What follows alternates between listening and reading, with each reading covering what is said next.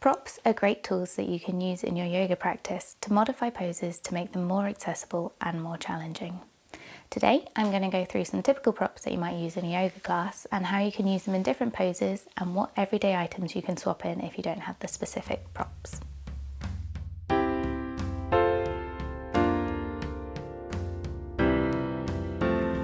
To start with, we'll look at blocks. The most common types of blocks are either foam or cork, and they each have their own merits.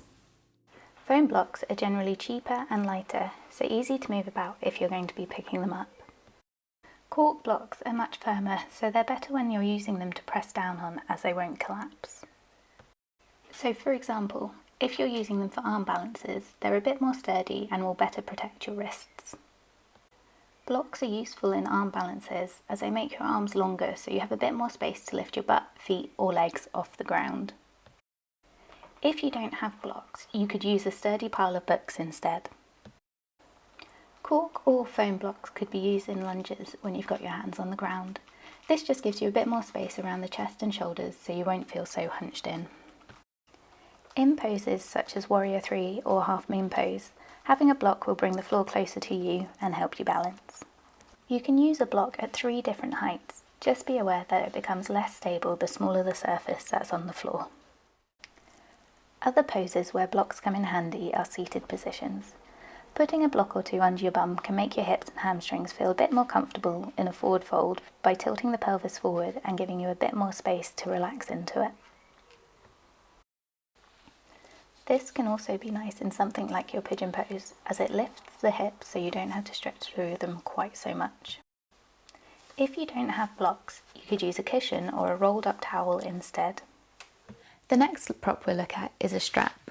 Straps can be useful when you're trying to get your hands closer together or to your feet. So in poses like Lord of the Dance, you can loop your strap around your ankle, hold onto the strap and kick back from there.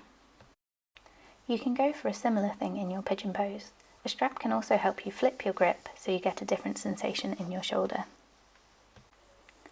If it's tricky getting the hands together in poses like cow face pose, a strap can be used for the hands to grab onto. But if you don't have a strap to hand, you can always just reach the hands toward each other or grab a hold of your shirt behind you.